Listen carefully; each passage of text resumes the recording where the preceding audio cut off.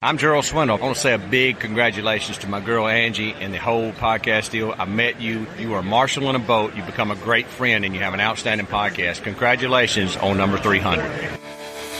Welcome to the Woman Angler and Adventurer Podcast, inspiring real women with a passion for fishing and the outdoors to go get their adventure on. Now, here's your host, Master Captain Angie Scott. Hey everyone, welcome to a very special celebration episode of the Woman Angler and Adventurer Podcast. It's hard to believe we're at 300 episodes and still going strong. I started this whole journey back in the beginning of 2018, and here we are over 5 years later, still putting out new episodes week after week, featuring some of the most amazing women I've come across in the outdoors world. So I've been racking my brain trying to figure out what I could do for this special celebration milestone of hitting 300 episodes. We're hot off the heels of being down at ICAST, and I have a lot more great content from that trip to share with you guys in upcoming episodes.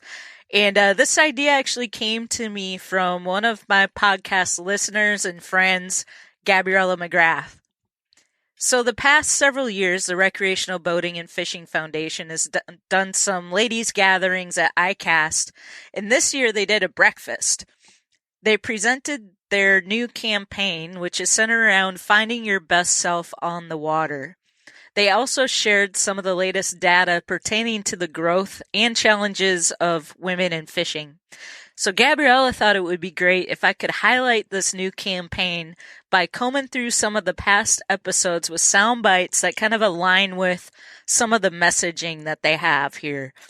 It was a bit overwhelming to think about because with nearly 300 episodes to think back on and so many great examples, and there were so many I could have chosen from, but somehow I managed to kind of thumb through and find some good examples to share with you guys. And then just for fun, some of my friends like Gerald Swindle, who you heard from at the beginning of this episode, wanted to extend some congratulations on making it to 300 episodes. So I'm going to sprinkle a few of those in throughout this episode as well. Thanks everyone who shared something. It really means so much to me. Before we jump into all that, I did want to share with you some of those latest statistics. This is from the freshly released 2023 special report on fishing. So RBFF found that female participation in 2022 topped its 2020 all-time high, and it's now at 19.8 million. 40% of the female participants in 2022 were first-timers. 42% of all first-time anglers in 2022 were female. Based on that report, 36% of all anglers in the U.S. in 2022 were female, and that's up from prior years where women represented 33%. 40% of first-time anglers in 2022 were women, as were 46% of those considering fishing in 2022. And an additional 10% increase in female participation equates to an additional $1 billion to the U.S. economy. This is why I'm dedicated to continue this podcast on for another 300 episodes. We're making waves, but we still have a lot of important work to do. So please keep listening, keep sharing this podcast with your friends. Take a friend fishing, take a kid fishing. Together, we're going to be able to make an even bigger difference. All right, so let's get into it. Through their research, RBFF has found that women who fish have more happiness, grit, patience, health, and confidence. So we're going to break down each of those with an example from a past guest who I feel exemplifies those traits in their fishing pursuits. Hey everybody, this is John King, the crappie hippie, your tree-hugging redneck from eastern Kansas. And on behalf of all of us at the Fish Nerds podcast, we want to say congratulations, Angie Scott, on 300 episodes of the Woman Angler and Adventurer podcast. What a fantastic achievement. What a milestone. What an incredible job, Angie. Congratulations from all of us at the Fish Nerds. So let's start off with happiness. RBFF says 1 in 4 women who fish say it helps them manage their moods and long-term stress. So in episode 281, which wasn't all that long ago, a perfect example of this jumped out at me, and that's Terry Huffmaster. Terry wasn't afraid to talk about her battles with depression over the years, which is a topic that isn't openly talked about enough, but the one thing that's helped her manage her symptoms has been being in the outdoors and fishing. I have anxiety, severe anxiety, so I love to get out on the water to clear my mind. It's like my therapy. Mm-hmm. So a lot of times I just love to fish for myself. I love to take pictures of my catches, and I like to share that and what I do out on the water through the lens of my eyes. So hopefully to be a role model to other women, young girls coming up, children, and I mean, even men. I mean, I just want to let them see what they're missing. Get out. Go do it. Enjoy yourself. You only got one life to live. Right. I feel like, and maybe you've observed the same thing, but definitely since the pandemic, I feel like mental health issues, anxiety, depression, all that kind of stuff seems to be at an all-time high, or maybe it's just getting talked about more than it had been in the past. But I think it's so important to continue those conversations, and because I think there's a lot more people that are suffering from things like that, and they're trying to keep it to themselves and not talk about it and just deal with it. But the more we talk about it, the more we can share things like, hey, you know, this is what I do. I get out on the water and I find it very therapeutic, very relaxing. You know, maybe you should give this a try. And so, thank you for bringing that up. And, you know, it's always something I like to ask my guests is, you know, you have this passion for the sport and for fishing. What is it that really draws you to it? You know, what is it that you, enjoy about it? And, you know, fishing is, yeah, I've heard it said many times, it's a sport that's a great equalizer. The fish don't care who's in the boat, you know? Absolutely. Everything you just said, you hit the nail on the head. Yeah. You did. I mean, that is so true. The fish do not care. People are, so many people since the pandemic are actually holding a lot or having a lot of anxiety and depression, which can lead to panic attacks.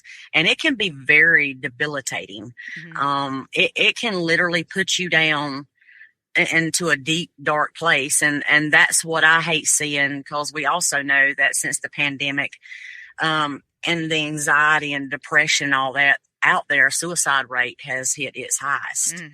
And, a lot of people don't see that, you know, there's ways that you can help your mental status by getting outdoors. And like with me, I get on the water, I enjoy it. I mean, that is my peaceful place when I'm out there. I enjoy the fishing. I enjoy the adrenaline of the fishing. You never know what you're going to catch. You never know how big it is. It just puts me at an all-time ease. My anxiety is, you know, like gone. It makes me feel so much better, but a lot of people can't find an outing. They just don't know. Like you said, they keep it to themselves. Mm-hmm. And they don't know who to talk to, and they don't know what to say. And a lot of people's embarrassed by it, but one thing about it, you have to control it. Don't let it control you. Get up, live life. You only have one life to live. And when you find something productive to do, whether you want to get on the water or whether you want to, I don't know, golf, get in the woods, you know, yeah, get in the outdoors. I mean, find something that you really love to do. And it really helps, Angie. I mean, absolutely it helps. It helps me.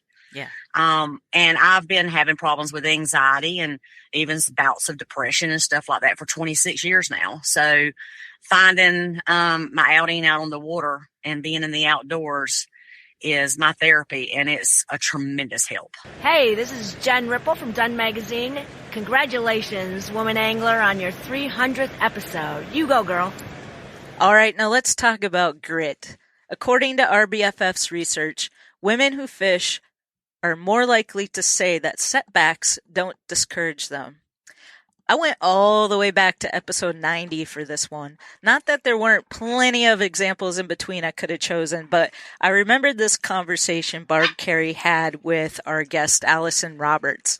At that time, when I met Allison, she was forced to walk with 2 forearm crutches, but that didn't stop her from getting out in the outdoors and fishing, and sometimes in some kind of treacherous terrain.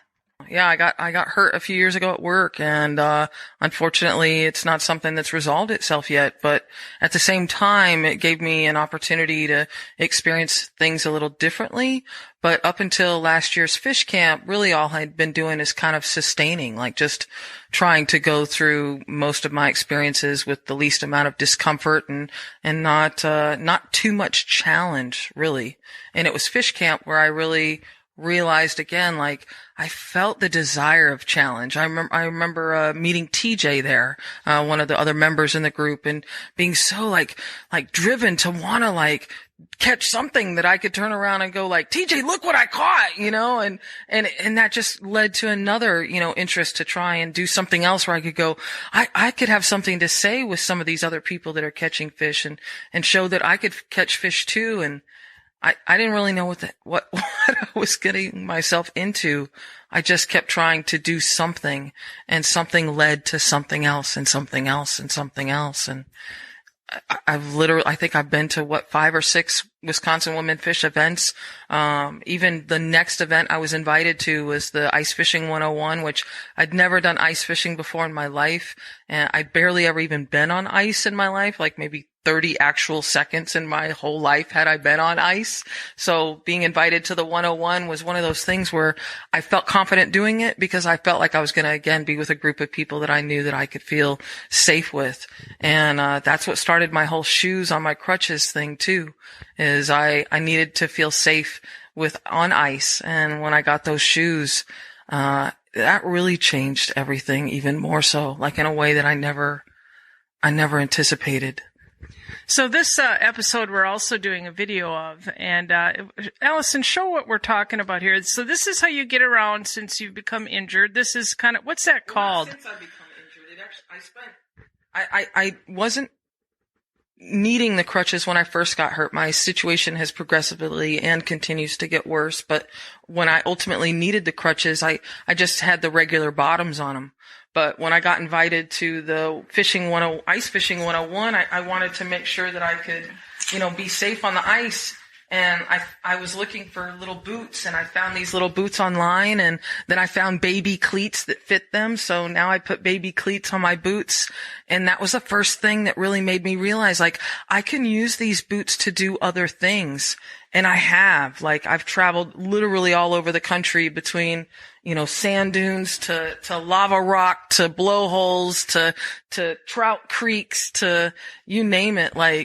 I travel everywhere with these, and I really feel not only more stable, I have an odd additional sense of confidence, and that combined with the extra level of support from a group like Wisconsin Women Fish, combined with a passion to do something I enjoy, with a drive to show other people that I can do it, has led to so many of the experiences that I've had this year. I've literally probably physically met well over 100+ members in our group this year, easily, one-on-one, had conversations and been out on individual experiences with so many as well. And I never thought that, I don't know if this is what you're intending for this interview, but to be very forward. In New Year's of this very year, I spent my New Year's Eve trying to convince other people on Craigslist not to kill themselves. That's where my year started this year, And I've had some losses this year. But what I've gained this year is more than I feel like I've had in an extremely long time. Hey there, this is Captain Tanya Dowdy of Real Chica Charters, and I just wanted to say congratulations to Angie Scott and the Woman Angler, because woohoo, y'all, she's got episode 300 coming up under her belt, so very exciting and awesome. And if you haven't been listening to those podcasts, you need to get on, because they're amazing, and you get to meet all kind of really cool people. I'm Carl Jochimson, and I want to say a huge congrats to the Woman Angler and Adventure podcast on their 300th podcast. I think the number one characteristic people think of when it comes to fishing is that of patience. RBFF found that almost half of women who fish say that fishing teaches them patience. And I think a perfect example of this is a guest I had on episode 153, Angelica Marciano from National Geographic's Wicked Tuna. I watch this show and I see all the struggles and the times where, fishing is really hard or you hook up with one and it's like hours. Like how do you stay motivated, I guess, when the going is tough like that? It's hard sometimes to stay focused and keep your head up and stay motivated when it's hard when you've spent 8 hours fighting a fish only to lose it on the 9th hour, and you feel like you've wasted all this opportunity and time, but you have to realize that with the bad comes good, and if you don't keep trying, then absolutely nothing will happen. And sometimes there are days that you just don't catch a fish, but you're still out there and you're still learning from the experience. And if nothing else, that's really what you have to focus on, that you've been learning and you're out there together with your family and you have to make the most of it. I have to imagine the thrill of being successful, catching that big fish, or just kind of keeps you motivated. What's that experience like when can you even describe the thrill of landing one of these big fish? I can't even imagine. Yeah, well, it's funny. I've said before that tuna fishing is some of the highest highs and some of the lowest lows, and I definitely think that speaks to that. Because when you catch this 500, 600, 700, 1,000-pound fish, like, it's insane. You're like, I didn't think that I could even do that. And then you have this beautiful fish on deck, and all circumstances have just aligned perfectly. It's a pretty amazing feeling. When you catch that 1,000-pound fish, it's almost like when you make eye contact with that really cute person at the coffee shop and your heart skips a little beat and then they come over and they say hi. That's kind of like that feeling. That's awesome. I don't think I've ever heard fishing described quite that way before, but it makes sense. Yeah, it's a similar moment. Hey, this is John Acosta with Costa. Very excited to be able to say congratulations to the Woman Angler Adventure on your 300th episode. And so, again, many thanks for all the support that you guys have given Costa brand, and look forward to many more years of you guys and really killing it. So congratulations. So we're really nothing if we don't have good health. That's an easy one to take for granted until it gets taken away from you. And one of my past guests knows that all too well. Here's a clip from one of my One Day at a Time episode series of episodes with Kate Huff, aka Kate Can Fish.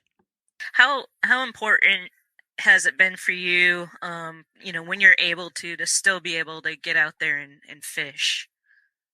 Very, very important. My husband says I go through fishing PMS if I don't get out there enough. Now I've had to modify that. I mean, we used to go out 6 to 8 hours at a time, and now it's, maybe 3 or 4 hours, and I really have to pay attention to weather and things like that because of my illness, the extreme heat and the cold now will, it'll shut down my body and the pins and needles and feelings like that. Sometimes my fingers don't work like they're supposed to, and it's definitely a lot harder to get around the boat, and I can't really pond fish that much anymore, of course. So it has definitely been a challenge, but to get out there when I'm on the boat, it is my happy place, and it is. Even if you're not catching fish, you're out there in the nature and always beautiful. God's sunsets and sunrises and seeing all the birds and, just everything out there, everything on the water or by the water, lots of nature. And when I catch a fish, especially a big one, it is like a euphoria that will set over. I mean, it is my drug of choice, my addiction, I can, when I'm reeling in a fish, it's like, adrenaline kicks over and I'm pain free for, a few minutes. And it is, I can jump up on the net, and my husband catches a fish and it's like, strength I didn't even know that it just comes out of me, whenever I'm on the boat. So, and yeah, I may pay for it and have to be on bed rest for a couple of days after, but I wouldn't give it up for, for anything.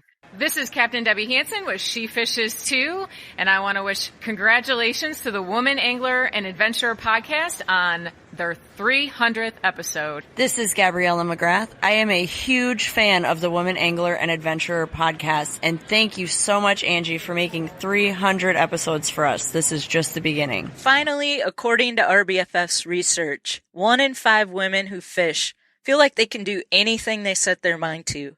Fishing gives us confidence.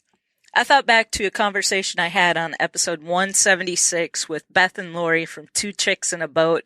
Here's what they had to say on the topic of confidence in fishing.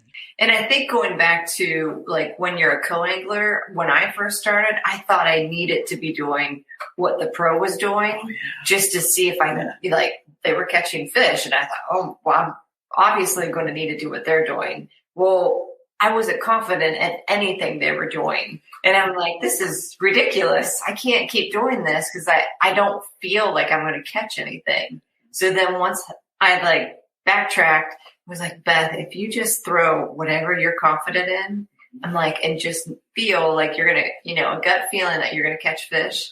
That's what I went back to. And so that's always helped me out, being a co-angler or even when we're in tournaments, because you hear tons of guys or girls say that, the bite's going to be this and you're going to need to use this and this type of braid and, get rid of your spinning rods because it's all going to be, flipping bushes or whatever. And it turns out to be like a little spinning rod shaky head. Yeah. Yeah. So you just need to do what you feel confident in, but it just takes a lot of practice. Yeah. Once I started catching fish, being more confident in it, and knowing, hey, you can do this after I caught some, it kind of, pushed me over the line more. So now we could go anywhere and I can be a co-angler and I'll be comfortable. Hi, I'm Linda Leary with FishyWare, and we're here at ICAST 2023, and we're super excited to have Angie stop by the booth. And we're excited that she has her 300th episode of The Women Angler and Adventurer. So congratulations, Angie. We're super happy for you. Hi, my name is Janine Blair. I am the founder of Fishionistas. I just wanted to say congratulations to Angie and the Woman Angler for the 300th podcast. Awesome job. Keep it up. All right, guys, I hope you enjoyed that, the celebration episode. And thank you again to Gabriella McGrath for the great idea. Thanks for listening, subscribing, and leaving reviews for the show on your favorite podcast platforms. I really appreciate it, and we'll be back next week with episode 301, Onward and Upward.